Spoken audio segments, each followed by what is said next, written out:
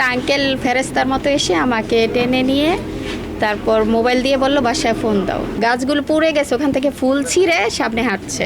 আমার বাচ্চারা পড়ে, ওরা একজন 9-এ পড়ে, একজন 10-এ পড়ে। ওরা ইংলিশ ভার্সনে পড়ে, ওদের বিল্ডিংটা 6 নাম্বার পিছনে। কিন্তু ওরা বের হয়ে আর কি মেন গেটে আসতে হয়, যেখানে প্লেন ক্রাশ হয়েছে ওই রাস্তা দিয়ে। তো ছেলে 11:30টায় ছুটি, বাসায় চলে গেছে। মেয়ের ঠিক ওই টাইমেই ছুটি, পরীক্ষা শেষ হয়েছে যখন ক্রাশ হয়।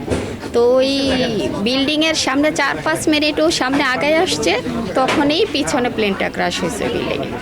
তখন আর কি বিকট আওয়াজ আর অন্ধকার দেখে আমার মেয়ে চোখ বন্ধ করে পড়ে যায় সেখানেই। তখন বলল যে একটা আঙ্কেল ফেরেস্তার মতো এসে আমাকে টেনে নিয়ে তারপর মোবাইল দিয়ে বলল বাসায় ফোন দাও।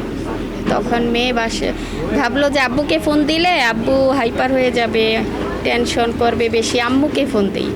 তখন আমাকে ফোন দিয়ে বলল আম্মু আমার ভাই কোথায়। বললাম ভাই তো বাসায় আসছে, ওর আগে পরীক্ষা শেষ।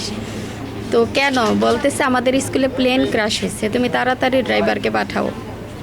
পরে আমি বলছি আচ্ছা ঠিক আছে, তুমি ভালো আছো? বলছে হ্যাঁ ভালো আছি। তখন আর কি ওকে নিয়ে যেতে আসি, বাসায় নিয়ে যাই। তো বাসায় যাওয়ার পর একটু কান্নাকাটি করে আর কি, কিন্তু ওদের মধ্যে একটাই, ও ভাই বোনের মধ্যে, আমার ছেলে মেয়েদের মধ্যে, যে ওরা স্কুলে সেদিন থেকেই আসতে চাচ্ছে আর কি। আমার মাইলস্টোন এক কথা, আমার মাইলস্টোন কি হইলো, আমার টিচারদের কি হইলো, ছোটরা তো ভাই বোনের মতো, এইরকমই ছিল। কিন্তু এমন না যে ভয়ে স্কুলে আসবে না, এইরকম কিছুই দেখি নাই। আপনার বাচ্চাটা অল্পের জন্য প্রাণে বেঁচে গেছে? অল্পের জন্য আর কি। এই শব্দে ওর একটু কানে আর কি সেদিন একটু আর কি বলতেছে, মনে হয় আমি কম শুনতেছি। তারপর আল্লাহর রহমতে রাত্রে ঠিক হয়ে গেছে। তো এইরকম তো কখনো দেখে নাই, এইরকম অ্যাক্সিডেন্ট চোখে এত সামনে। ওখান থেকে যে গাছগুলো পুড়ে গেছে, ওখান থেকে ফুল ছিঁড়ে সামনে হাঁটছে।